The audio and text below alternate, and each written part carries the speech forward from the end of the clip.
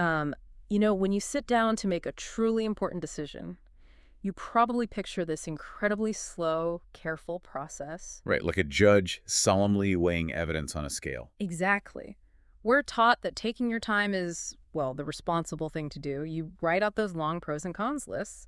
You sleep on it. You consult the Right, experts. you consult everyone.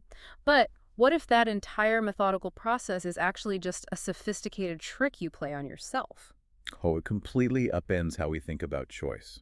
It really does. Today's sources just shatter that traditional picture of morality and decision-making, and I cannot wait to explore this with you. The material we're looking at today challenges the very foundation of how we evaluate our own decisions. And honestly, what makes it so compelling is the format itself. Yeah, it's not normal. No, not at all. Yeah. We aren't looking at a polished book or some, peer-reviewed academic journal. We actually have access to a raw, completely unfiltered, behind-the-scenes editorial exchange. Okay, let's unpack this because the nature of these documents is fascinating. It's an ongoing conversation between a human author who has apparently been wrestling with these ideas for 50 years and an AI assistant. And over the course of this exchange, you see them actively arguing. Yeah. They're editing each other, pushing back on assumptions, and slowly architecting this single one-page philosophical manifesto about a concept they call contingentology. So the core mission of this deep dive is to unpack the profound tension that this manuscript exposes. Exactly.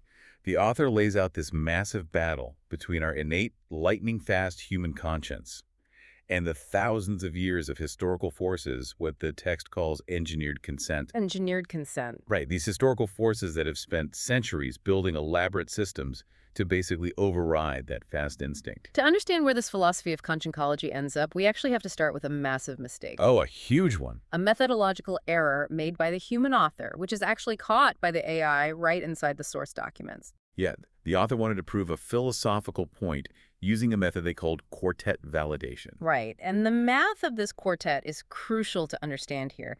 The human author makes one, and they decide to bring in 3 distinct AI models to complete the 4-part validation. So the author had this premise. Basically, knowledge becomes wisdom only when it can be shared. Okay. They fed this quote to DeepSeek, and DeepSeek generated this enthusiastic response agreeing with it. Right, and then the author took DeepSeek's output and fed it to Gemini. Exactly.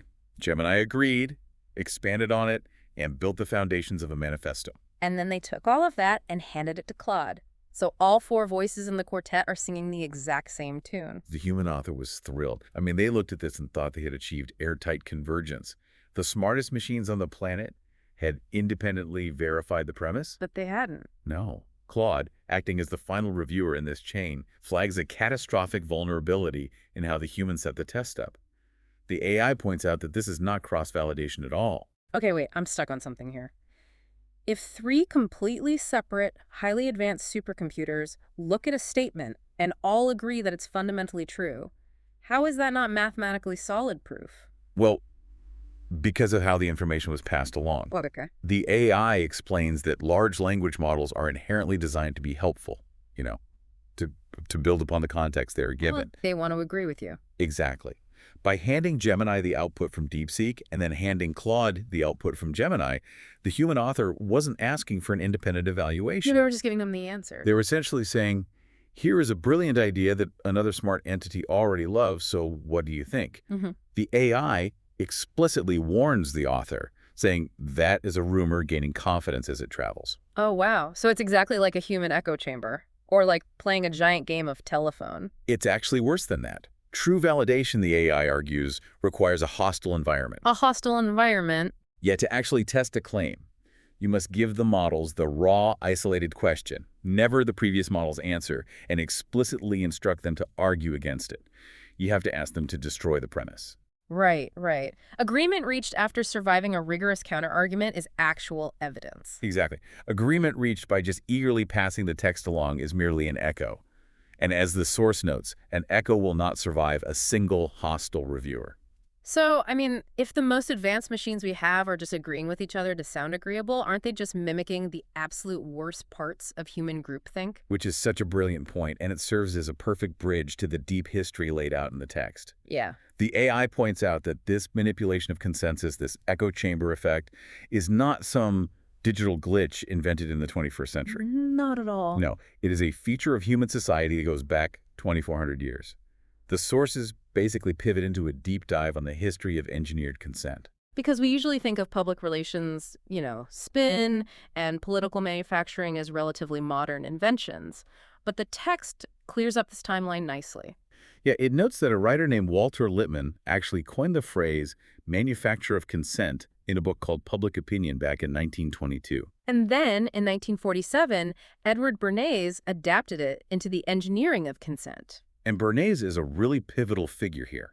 He was Sigmund Freud's nephew, and he practically invented modern PR by drawing openly on early crowd psychology. Right, from thinkers like Le Bon. Exactly. Yeah. He realized you don't persuade masses of people with rational arguments or slow deliberation. You bypass their logic entirely and target their unconscious desires. You engineer an environment where they feel like they are making their own choice, even though you predetermine the outcome for them. Right, but the AI points out that even Bernays was centuries late to the party. The source drags us all the way back to ancient Athens to show us the original consent engineers. Oh man, Athens. They didn't just have occasional spin, they had a dedicated, highly paid profession for it. The sophists. Yes.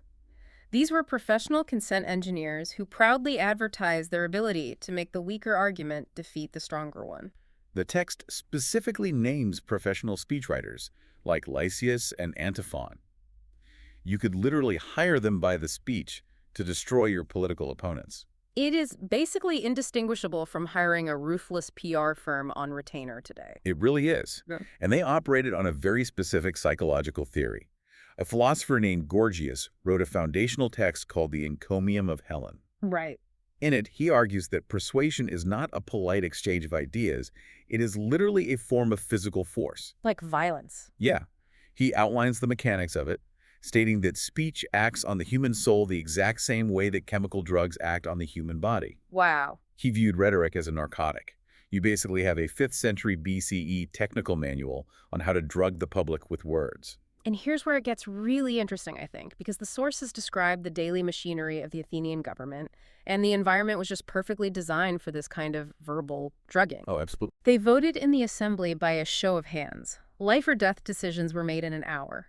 They had juries of 500 people serving for a single day with no deliberation period. No appeals process. Right, no second readings. The persuasion had to work instantly while the crowd was still intoxicated by the speech. Which, when you compare that setup to modern social media outrage cycles, the parallels are terrifying. The speed, the lack of deliberation, the immediate mob consensus. It's the exact same dynamic. How do you cross-examine a trending topic? You can't. And that inability to cross-examine a crowd is the exact mechanism that killed Socrates. Right, in 399 BCE. During his trial, Socrates tells his jury of 500 Athenians that he isn't afraid of the men actively prosecuting him in the room. Right, the guy standing right there. Yeah, he says his real accusers are the 24 years of manufactured public opinion that preceded the trial. He traces it all the way back to a comic playwright named Aristophanes, who wrote a play called The Clouds in 423 BCE. And the text explains why this play was such an effective smear campaign. It was this hilarious caricature portraying Socrates as a crazy man running a thinkery, teaching young men how to use clever arguments to get out of paying their debts. And because it was a comedy, the public's defenses were completely down. They just laughed at it. Yeah, they laughed at that caricature for a quarter of a century. So by the time Socrates is actually on trial for his life, the jury is made up of men who grew up internalizing that joke as a factual reality. The jury was brainwashed before they even took their seats. Exactly. Socrates notes the impossible position he is in. He cannot cross-examine these accusers because they have no names. That is just the ultimate fatal definition of manufactured consent, isn't it? A climate of opinion with no specific author available for questioning. He identified the mechanics of the echo chamber from inside it, but the drug had already taken hold. But we do see these rare, fleeting moments in the historical record where society actually manages to hit the brakes. The author calls this phenomenon the pareidonia, which means the pause. Yes. The AI pulls 2 primary source examples from ancient history to prove this societal pause isn't just a metaphor. The first takes place in Mytilene in 427 BCE. Okay, set the scene for us. So Athens, in a single afternoon of absolute rage following a revolt, votes to execute every adult male in the city of Mytilene and enslave all the women and children. Just horrific. And they dispatch a trireme, a really fast warship, to carry out the slaughter immediately. But the text notes that overnight the anger wears off, the drug of the rhetoric leaves their system, and the city gets uneasy. Right. They actually reopen the debate the next morning. A citizen named Diodotus steps up to the podium, and he doesn't just argue for mercy. No, he points out the trick. He explicitly warns the crowd about the mechanics of the deception they fell for. He tells them they are being played by speakers who just flatter the audience, and he scolds them for rewarding clever, sweet-sounding speeches over hard truths. He calls out the pastry chefs of words. Exactly. And because he exposes the trick, the pause holds. The Yeah. crowd catches itself. The vote is reversed, and they send a second ship, rowing desperately through the night, which arrives just in time to stop the executions. Society successfully pumped the brakes. They did. But the second historical example the AI pulls doesn't end well at all. No, it is a tragedy. Arginuse, 406 BCE. Right. After a naval battle, the Athenian assembly illegally moves to condemn 6 of their own generals collectively, rather than giving them separate fair trials as the Constitution demanded. And Socrates happens to be presiding over the assembly that day. Yeah, and he alone refuses to put the illegal motion to a vote. He tries to force the pareidonia. He tries to be the pause. But the crowd is too drunk on the rhetoric. They shout him down, overrule the legal process entirely, and execute the generals anyway. The mob wins. Which naturally leads us to look at the greatest minds of the era, to see how they tried to build a defense mechanism against this manipulable mob. We look to Plato, Socrates' star student. Okay, wait, I want to make sure I'm following this. Socrates is murdered by manufactured consent. The mob is clearly out of control. Surely Plato, the founding father of Western philosophy, dedicates his life to figuring out how to empower the average citizen to see through the brainwashing, right? You would certainly hope so. Mm-hmm. And Plato absolutely diagnosed the disease perfectly. Okay. In his work Gorgias in 380 BCE, he vehemently critiques engineered consent. He uses that famous analogy of rhetoric being like a pastry chef competing against a doctor in front of a jury of children. Right, the pastry chef offers sweet lies. The doctor offers bitter but necessary medicine. And the children will always choose the pastry chef. He also describes the famous allegory of the cave, pointing out the mechanics of the deception. You know, the prisoners are watching shadows on a wall, but Plato makes sure to note that there are active operators standing behind a hidden wall, holding up the puppets, deliberately projecting those shadows to trick the prisoners. He sees the spin doctors clearly. But this raises a huge question regarding his solution. The AI lays out a devastating critique of Plato here. Plato prescribes the disease as the cure. This blew my mind. He diagnosed the brainwashing, but his solution was just, what, better brainwashing? What's fascinating here is, essentially, yes, Plato looked at the manipulable public and concluded they were incapable of governing themselves. Wow. His solution was to consolidate power in the hands of philosopher-kings elites who would manage the state. And how would they keep the public in line? I'm guessing not with the bitter medicine. No, through the noble lie. A deliberately fabricated founding myth, a state-sponsored fiction told to the citizens so they happily accept their place in the social hierarchy. So he condemned engineered consent when his enemies used it, but enthusiastically recommended it as long as his preferred wise people were the ones doing the engineering. Exactly. Plato never once considered the possibility that the public could be trusted with its own conscience. The AI traces a direct, unbroken 24th century lineage resulting from this catastrophic assumption. It's a straight line. Gorgias, to Plato's noble lie, skipping forward to Walter Lippmann, straight to Edward Bernays. Thousands of years of elite academia operating on the foundational assumption that the masses are too foolish to trust and therefore must be carefully managed. And that brings us to the ultimate counter-argument that this entire deep dive is built around. The total rejection of that Platonic assumption. The framework of consciencology. Right. Consciencology argues that a moral compass isn't something that needs to be installed in you by a philosopher king, a priest, or a government PR department. It's already there. Conscience is innate, it operates at lightning speed, and most importantly, it exists before rationalization begins. And I love how the author and the AI intentionally designed the presentation of this idea. They made a pact not to write a dense, impenetrable academic paper. They decided to write a vernacular text. A single page. Exactly. No Latin phrases, no philosophical jargon. The AI explicitly states the design goal the text needs to be written so clearly that a 14-year-old girl in Lorena, Brazil, can read it once, understand it completely, and repeat the core concepts to her mother over dinner that evening. You actually see the AI actively correcting the human author's draft to make sure it is grounded perfectly in reality. Like, the author originally used an example placing a Brazilian town called Angicos in the sugarcane fields. And the AI catches the geographical error immediately. It notes that Angicos is located in the state of Rio Grande do Norte, which is a semi-arid region known for cotton and cattle. Right, the sugarcane belt is further south, in Pernambuco. The AI warns the author that a local reader would spot that sloppy error instantly and lose trust in the entire philosophical framework. It has to be authentic. The AI also meticulously verifies a historical literacy statistic used in the text. 300 workers made literate in 40 hours. Precision in the small details is how you earn the right to talk about the big truths.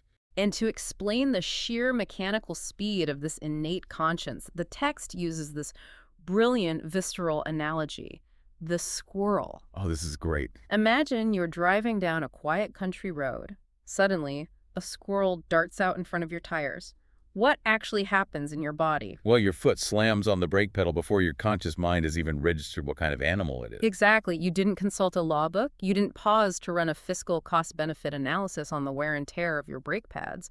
Your instinct, your conscience, moves first. It protects life instantly. Yes. Your slow, rationalizing brain only catches up a few seconds later. The manifesto boils this fast instinct down to a concept it calls the Trinitarian baseline. 3 simple words that a 6-year-old already intuitively understands long before they can do basic math. Kind, good, fair. I mean, that's not fair is practically the first complex sentence a child learns to say. It really is. Yeah. And the text points out that human language visually embodies this universal instinct. It looks at the Chinese language, specifically the character for fair, which is zong. Okay, describe the character for us. If you look at it, it is literally a vertical line drawn straight down through the exact middle of a rectangular box. It leans to nobody. It favors nobody. A child in China learns to write it in their first week of school. The concept doesn't require a university degree to grasp. But they needed a mascot to represent this fast, quiet voice. And the AI tells the author absolutely not to use Disney's Jiminy Cricket. Mostly because of trademark issues, probably. Well, yeah, partly that, but mostly because the original public domain Italian character from Carlo Collodi's book is far more accurate to the human experience. Il grillo parlante, the talking cricket. I am actually curious what stands out to you about that specific choice. Why is the original 19th century Italian cricket a better mascot for the human conscience than the triumphant singing Disney version? Well, in Collodi's original story, the talking cricket tries to warn Pinocchio early on, and Pinocchio gets annoyed and immediately squashes him with a mallet.